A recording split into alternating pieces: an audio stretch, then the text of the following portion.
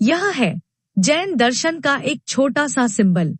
इस सिंबल ने आज के आधुनिक अंतरिक्ष वैज्ञानिकों को चक्कर में डाल दिया है, क्योंकि अंतरिक्ष से संबंधित जो भी शोध रिपोर्ट्स सामने आ रही हैं, उनसे साफ साफ नजर आता है कि जैन दर्शन के करणानुयोग में वर्णित इस 3 लोक की रचना को डिकोड किया जा रहा है।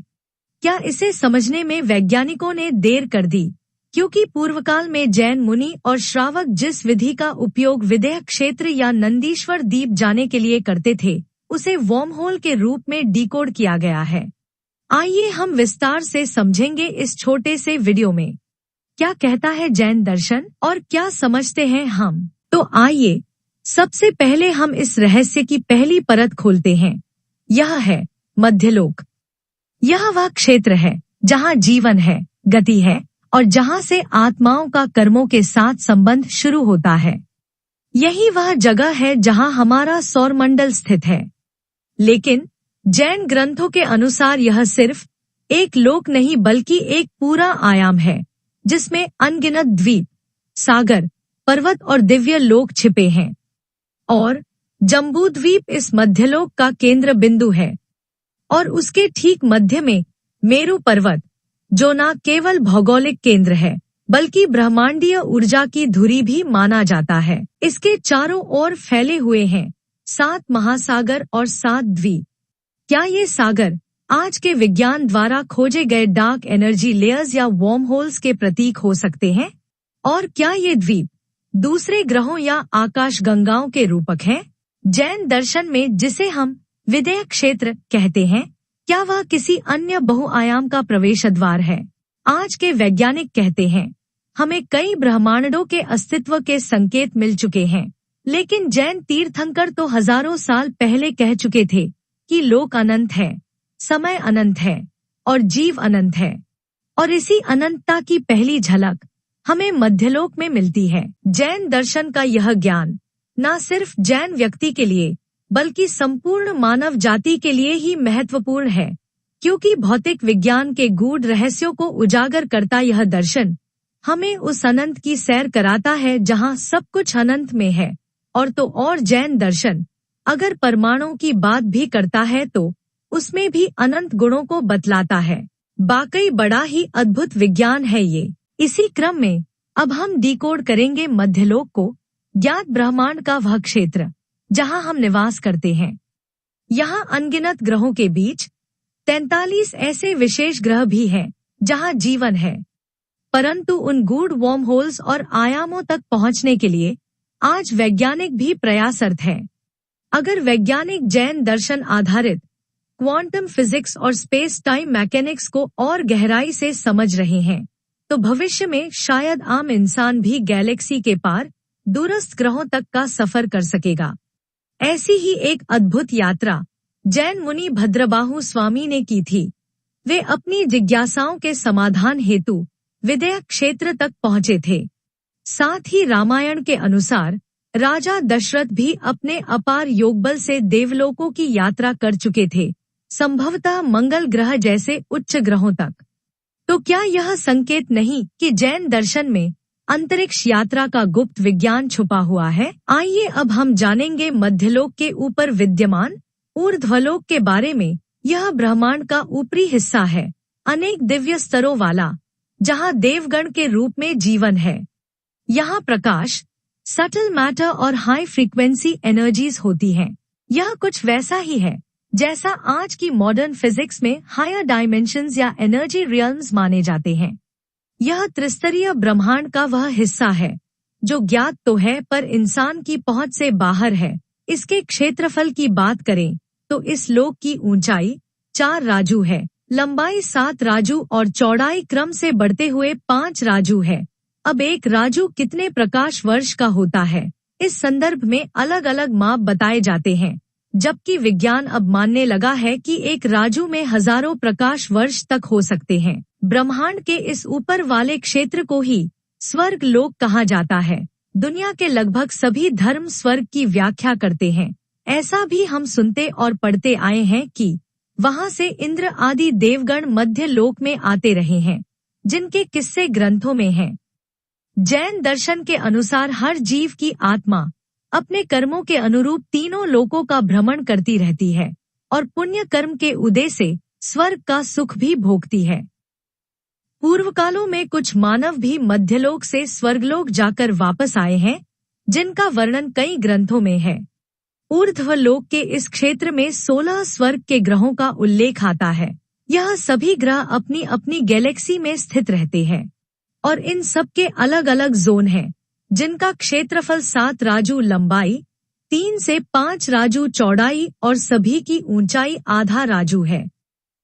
आधुनिक विज्ञान की दृष्टि से देखें तो मध्यलोक में कुछ वर्म होल्स हो सकते हैं, जिनके माध्यम से इन ग्रहों तक पहुंचा जा सकता है, परंतु वे वर्म होल्स कहाँ हैं, कैसे उनमें प्रवेश किया जाता है, ये शोध का विषय है।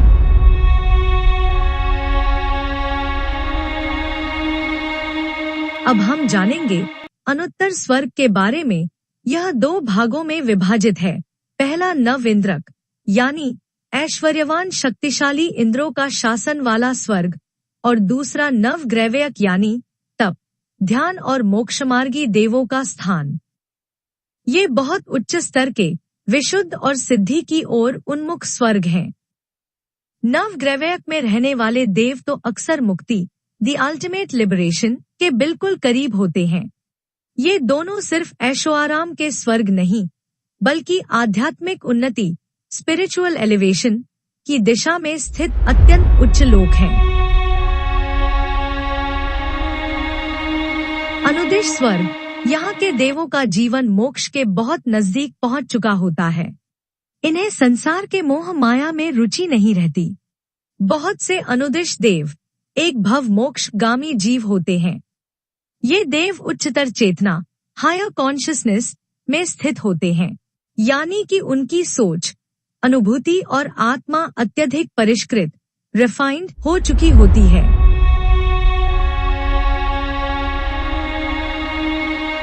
सर्वार्थ सिद्धि स्वर्ग जैन धर्म के कल्पवासी स्वर्गों में सबसे ऊंचा और श्रेष्ठ कल्प है। यह कल्पों का राजा है। इसमें रहने वाले देवों को सर्वार्थ सिद्धि देव कहते हैं। इनकी आयु कई करोड़ वर्षों तक की होती है। बहुत कम सर्वार्थ सिद्धि देव मोक्ष मार्ग की ओर अग्रसर होते हैं, क्योंकि सर्वार्थ सिद्धि स्वर्ग सर्वोच्च भोग प्रधान लोक है। यहाँ जो इच्छा करो वही तुरंत सिद्ध हो जाती है। यही सबसे बड़ा आकर्षण और बंधन बनता है। सर्वार्थ सिद्धि स्वर्ग के देव इतने दिव्य होते हैं कि मानव दृष्टि से देखें तो वह भगवान जैसे प्रतीत होते हैं। फिर भी जैन दर्शन उन्हें बंधन में फंसे हुए मानता है, क्योंकि भोग में लिप्त रहना भी बंधन है। इसलिए यह स्थान श्रेष्ठ तो है, पर अंतिम लक्ष्य नहीं। ऊर्ध्वलोक के शिखर पर स्थित है सिद्धलोक। यही है सिद्ध आत्माओं का अंतिम ठिकाना, जिसे सिद्धशिला भी कहा जाता है। जैन दर्शन के अनुसार इस लोक में अनंत सिद्ध परमेष्ठी भगवान विद्यमान हैं, जो कि पूर्णता वितरागी हैं, जो जन्म मरण से मुक्त हैं, जिन्होंने कर्मों के सारे आवरणों को सदा के लिए दूर कर दिया है। अब अनंत ज्ञान, अनंत दर्शन और अनंत सुख ही इनका स्वरूप है।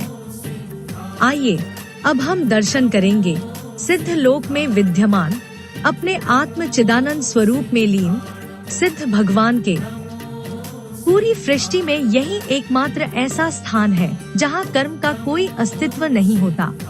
ब्रह्मांड के बाकी हिस्से समय काल के अधीन हैं, लेकिन सिद्धलोक शाश्वत है। इसे अचल पद भी कहा गया है। अनंत सिद्ध आत्माओं की एक साथ मौजूद चेतना यहाँ है। ये स्थान परम शांत, उज्जवल और दिव्य प्रकाश से युक्त है। यहाँ का अनुभव किसी भी इंद्रिय द्वारा नहीं किया जा सकता, केवल आत्मा जान सकती है।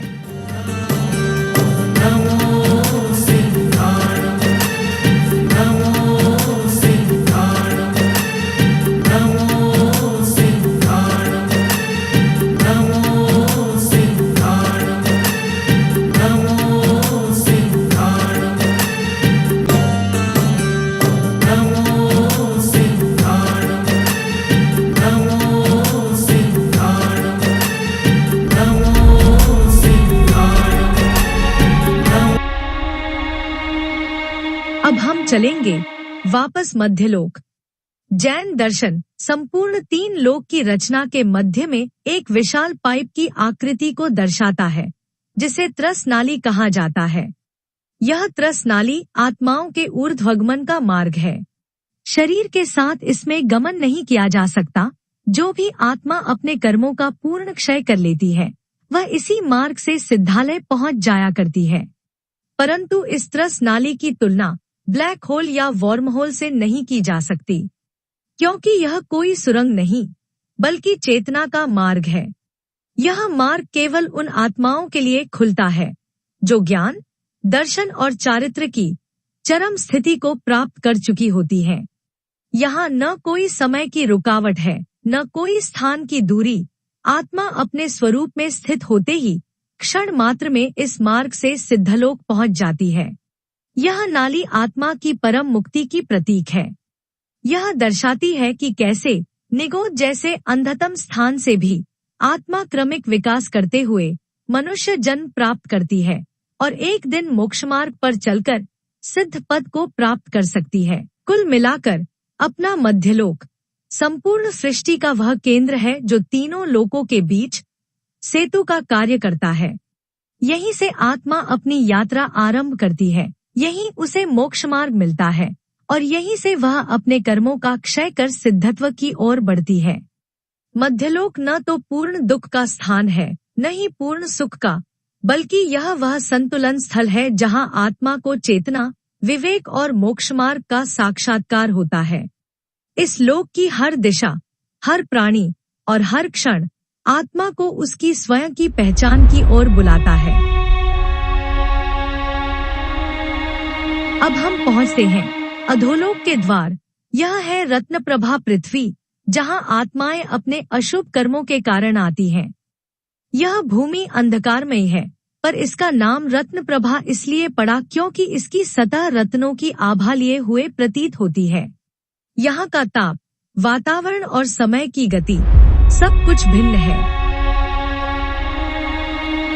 शर्करा पृथ्वी, यह अधोलोक की दूसरी पृथ्वी है।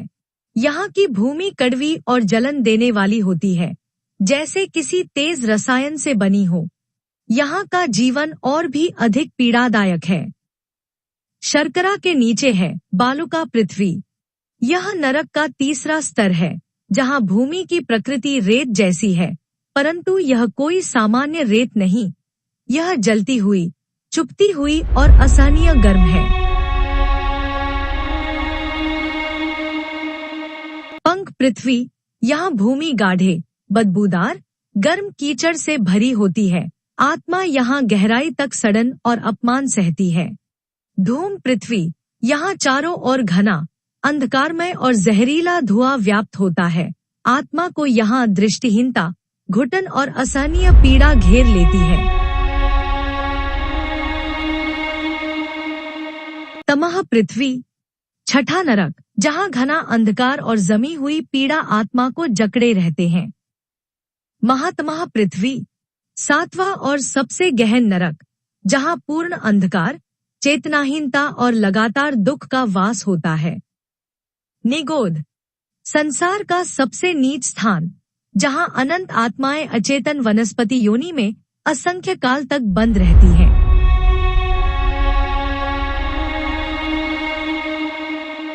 तो यही था हमारे ब्रह्मांड 3 लोक का एक झलक भर दर्शन। यह कोई काल्पनिक कथा नहीं, बल्कि हजारों वर्षों से जैन मुनियों द्वारा अनुभूत और विज्ञान सम्मत रूप में संरचित एक दिव्य ज्ञान है।